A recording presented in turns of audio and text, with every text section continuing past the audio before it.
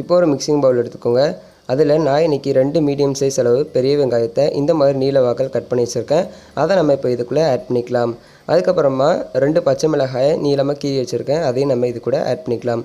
ஒரு துண்டு இஞ்சி எடுத்து இந்த மாதிரி சின்னதாக கட் பண்ணிக்கோங்க. அதையும் இது கூட ஆட் பண்ணிவிட்டு தேவையான அளவு கருவேப்பிலை, தேவையான அளவு உப்பு சேர்த்துக்கோங்க.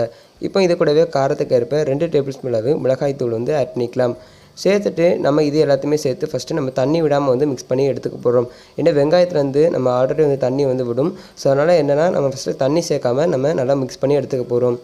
இப்போ இந்த அளவுக்கு நம்ம மிக்ஸ் பண்ணி எடுத்ததுக்கப்புறமா நம்ம இது கூடவே தேவையான அளவு கோதுமை மாவு ஆட் பண்ணிக்கலாம்.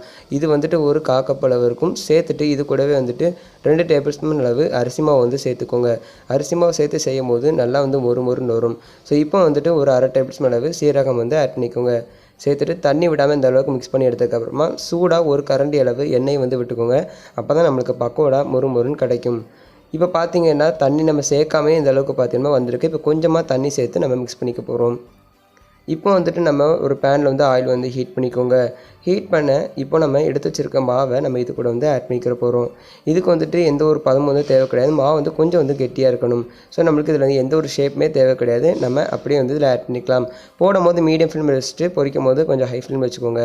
அப்போ தான் வெங்காயம் நம்மளுக்கு சீக்கிரமாக பார்த்திங்கன்னா வெந்து வரும். இப்போ நம்ம இதை திருப்பி போட்டு வேக வச்சுக்கலாம்.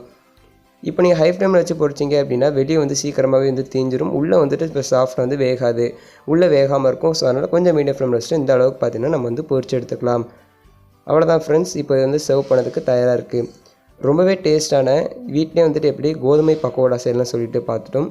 இந்த வீடியோ உங்கள் எல்லாத்துக்கும் பிடிச்சிருக்குன்னு நினைக்கிறேன். இந்த வீடியோ பிடிச்சிருந்துச்சுன்னா மறக்காமல் உங்கள் ஃப்ரெண்ட்ஸுக்கு எல்லாத்துக்குமே ஷேர் பண்ணிடுங்க.